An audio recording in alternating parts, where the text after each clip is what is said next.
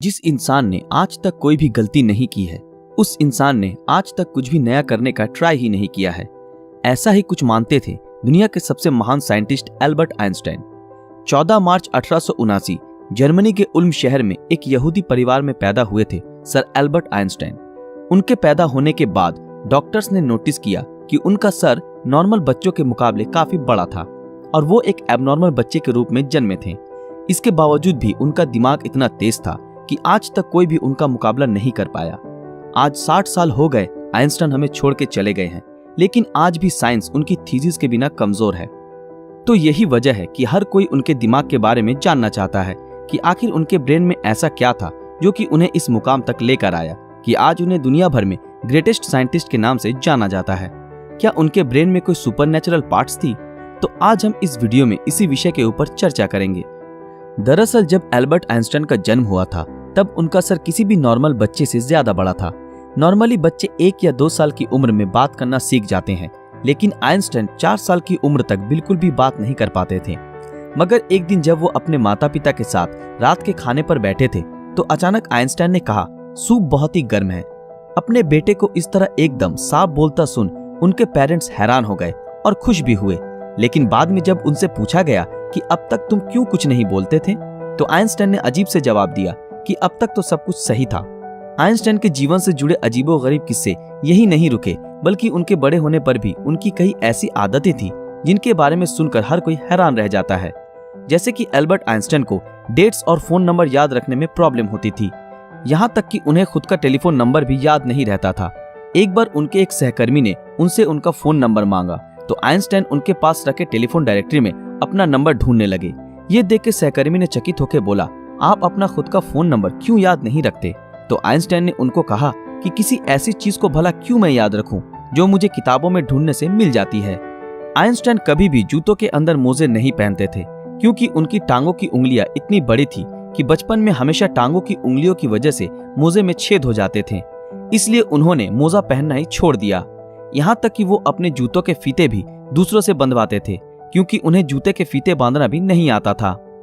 दोस्तों, आइंस्टाइन हमेशा कहते थे कि मेरे अंदर कोई खास चीज नहीं है, पर मैं तो केवल एक ऐसा इंसान हूँ जिसमें क्यूरियोसिटी कूट कूट कर भरी हुई है।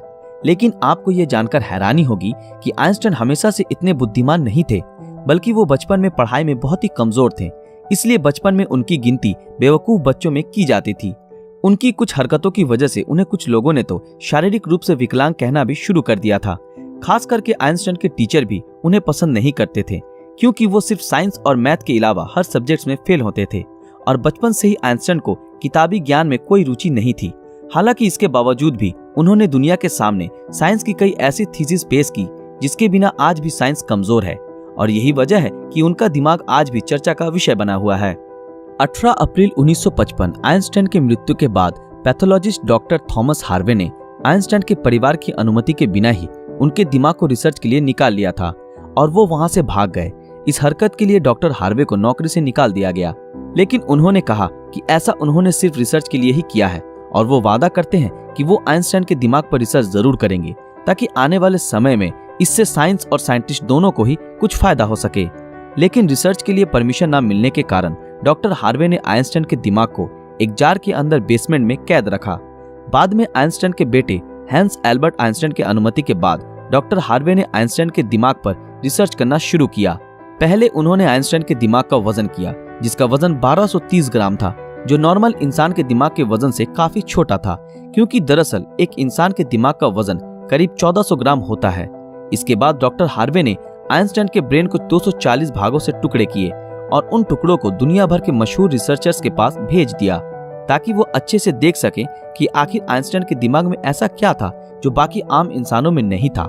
और उसके बाद डॉक्टर हार्वे ने आइंस्टाइन के ब्रेन टिश्यूज के 1000 माइक्रोस्कोपिक स्लाइड्स बनाए, जिससे आइंस्टाइन के दिमाग की अच्छी तरह से जांच हो सके। रिसर्च के दौरान ये पाया गया कि आइंस्टाइन के ब्रेन में आम इंसानों से ज्यादा सेल्स थी। आइंस्टाइन के दिमाग का सेरिब्रल कॉर्टेक्स नाम का हिस्सा एक आम इंसान के दिमाग के मुकाबले काफी अलग था। दरअसल ये सेरिब्रल कॉर्टेक्स दिमाग का एक जरूरी हिस्सा होता है जो सबसे जटिल दिमागी प्रोसेस के लिए मेन फैक्टर होता है, और यही ऐसा हिस्सा होता है जो अजीबोगरीब तरीकों से विकसित होता है। और साइंटिस्टों का मानना है कि यही वजह थी कि उनका दिमाग बहुत ही असाधारण सोचता था। जब साइंटिस्टों ने आइंस्टाइन के ब्रेन को फर्दर एग्जामिन करना शुरू किया तो वो बिल्कुल हैरान रह गए कि उनके ब्रेन में रिंकल पैरिएटल ओपेरिकुलम मिसिंग है, जिसके कारण उनके ब्रेन की पैरिएटल लोब का साइज नॉर्मल ब्रेन से 20% ज्यादा बड़ा था। साइंटिस्टों का कहना है कि यही वजह है कि आइंस्टाइन की मैथमेटिकल स्किल और चीजों को इमेजिन करने की पावर नॉर्मल ब्रेन से ज्यादा थी और उनके दिमाग में न्यूरॉन्स की डेंसिटी 17% ज्यादा थी, जिस वजह से आइंस्टाइन को ज्यादा ब्रेन पार्ट मिलती थी। साइंटिस्ट के मुताबिक इसी वजह से आइंस्टाइन का कंसंट्रेशन और दूरदर्शिता औरों से कई ज्यादा था। साइंटिस्ट कहते हैं कि आइंस्टाइन के ब्रेन में ज्यादा फोल्ड थी, जो उनकी इंटेलिजेंसी का और एक कारण था।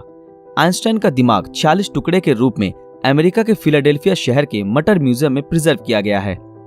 दोस्तों, आज साइंस ने कितनी तरक्की कर ली है, लेकिन इसके बावजूद आज भी आइंस्टाइन के दिमाग और इंटेलिजेंसी एक पहेली बनी हुई है।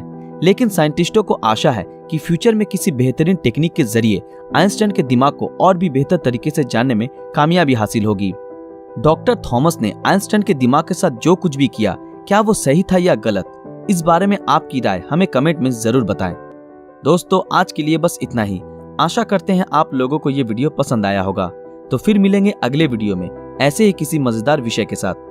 अगर आप ऐसे ही और वीडियो देखना चाहते हो तो हमारे इस चैनल को सब्सक्राइब करके बेल आइकन ऑन कर दें, ताकि जब भी कोई नया वीडियो आए आप तक नोटिफिकेशन पहुंच जाए।